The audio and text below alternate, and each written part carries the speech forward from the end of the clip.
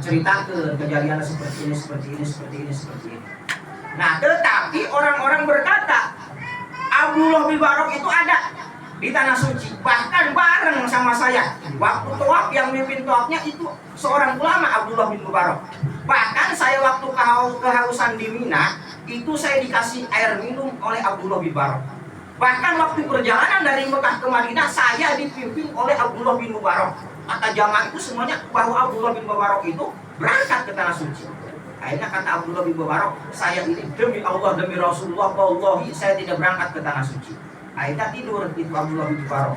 Begitu tidur, akhirnya mimpi. Di dalam mimpinya kata Allah Subhanahu wa taala, wahai Abdullah bin Mubarak, walaupun engkau tidak jadi berangkat ke tanah suci, harta yang engkau infakkan, harta yang engkau sedekahkan kepada fakir miskin tersebut, kepada orang yang kelaparan tersebut, maka munggah haji engkau, ibadah haji dan ibadah umroh engkau, yaitu diwakilkan oleh malaikat Jibril alaihi salam. Maka itu ulama yang paling populer kewaliannya, munggah hajinya diwakilkan oleh malaikat Jibril hanyalah Abdullah bin Mubarak. Nah, akhirnya singkat kata cerita, Abdullah bin Mubarak berangkat lagi munggah haji yang keempat kali atau yang kelima kali. Berangkat lagi, ini mah berangkat, jadi berangkat benar. Nah, setelah berangkat bertemu Abdullah bin Mubarak dengan sahabatnya, tetapi sahabatnya itu dari kalangan orang bodoh. Contoh seperti orang Al-Ustaz ini berangkat ke Mekah. Dari Mekah ketemu, udah lama nggak ketemu di Indonesia dengan Pak Karmono, ketemu sama Pak Karmono di Mekah itu. Nah, akhirnya ditanya, Pak Karmono kerjaannya di sana tiap waktu habis zuhur itu tawaf di Masjidil Haram. Begitu tawaf di Masjidil Haram ditanya, si Pak Karmono tersebut, Ustaz Inung contohnya, Pak Karmono, kenapa ibadah Pak Karmono itu selalu tawaf dan selalu tawaf? Ustaz, saya mah rumah sejelma bodoh, sholat saya membaca anak itu bener, baca Quran saya tuh bisa, nges tawaf lah tawaf, Pak Karmono. Nah, akhirnya deketlah, akrablah Pak Karmono dengan Ustaz Inung tersebut. Nah, jamaah Abdullah bin Mubarak itu akrablah dengan Abdullah bin Mubarak. Nah, akhirnya wasiat.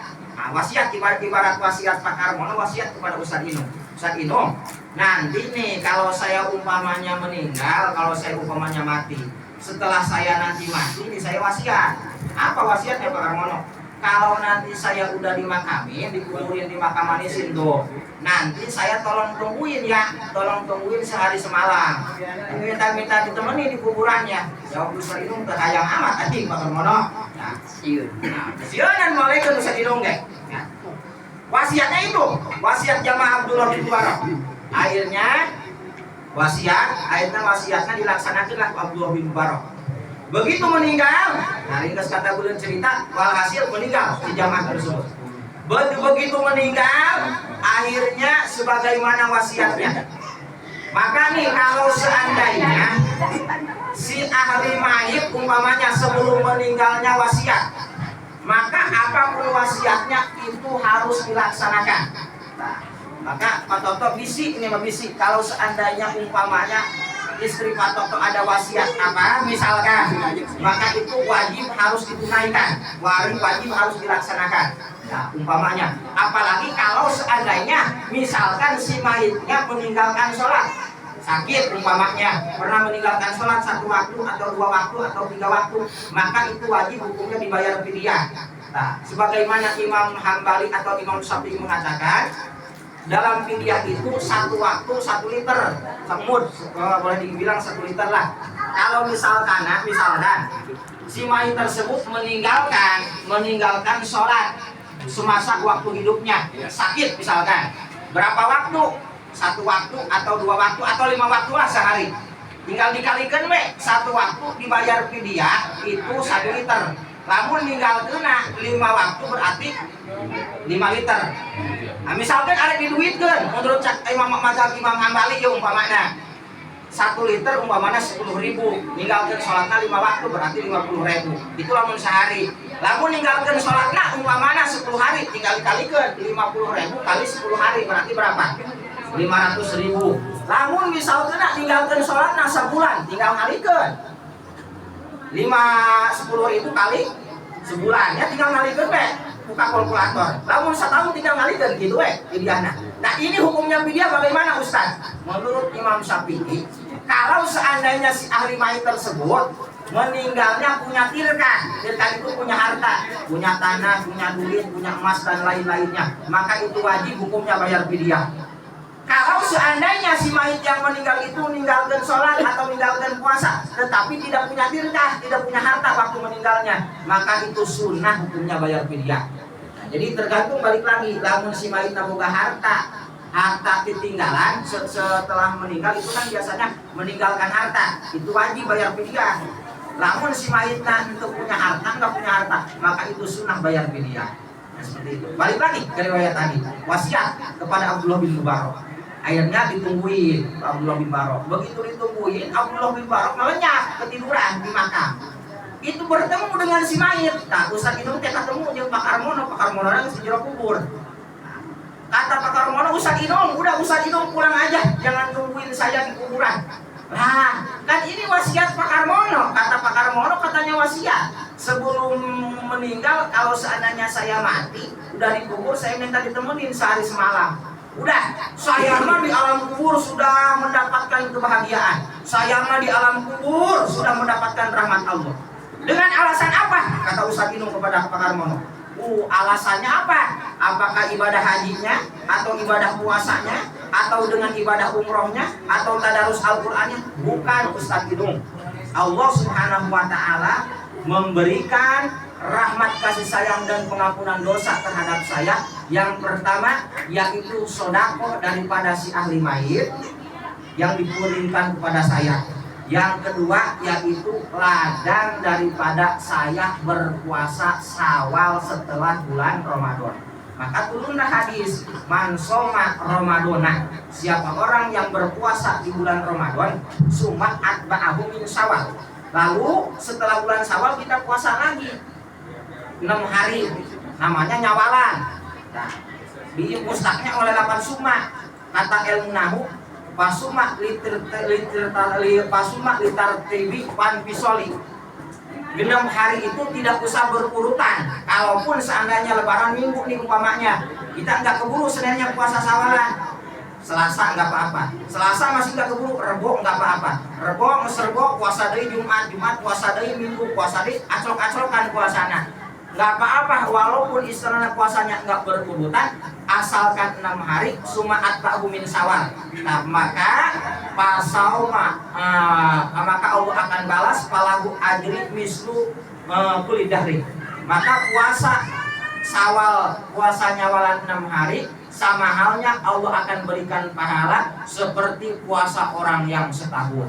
Amin ya Allah ya Rabbal. Maka udah Ramadan yuk ke manyawalan KBH.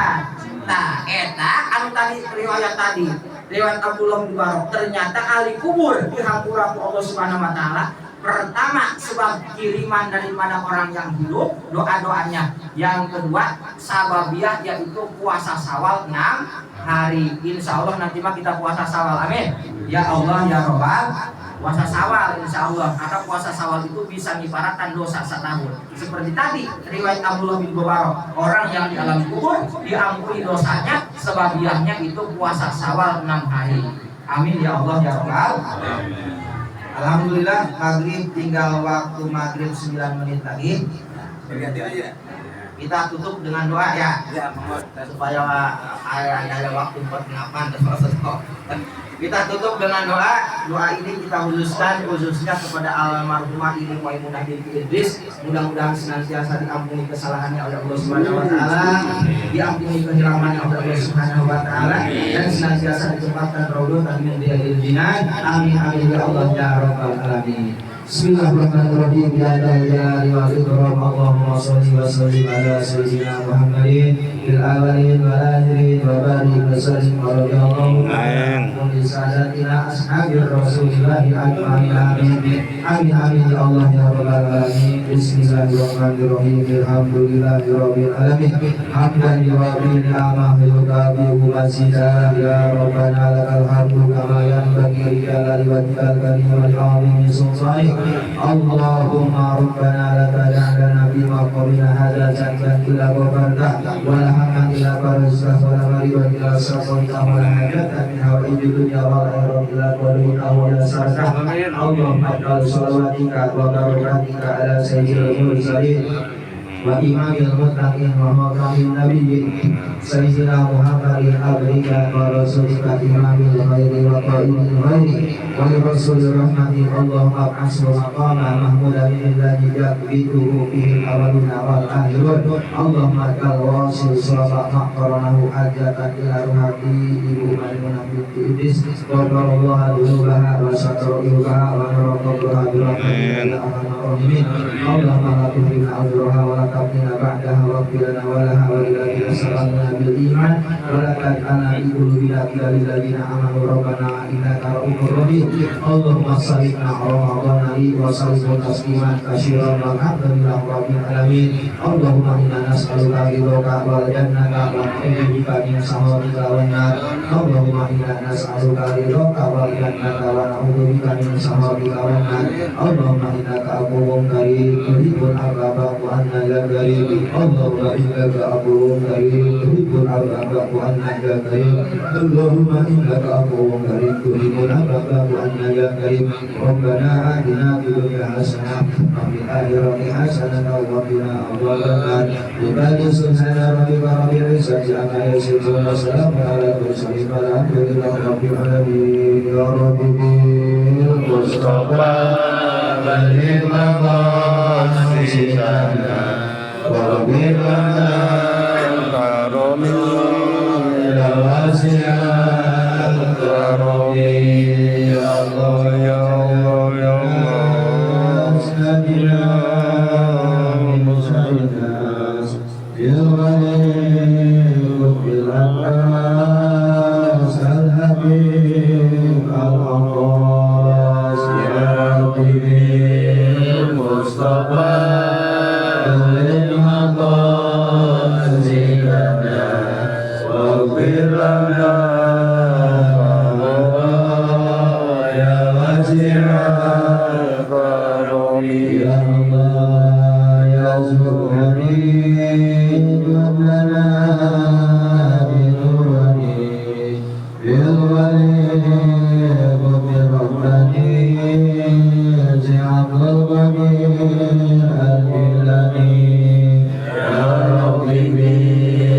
Mustafa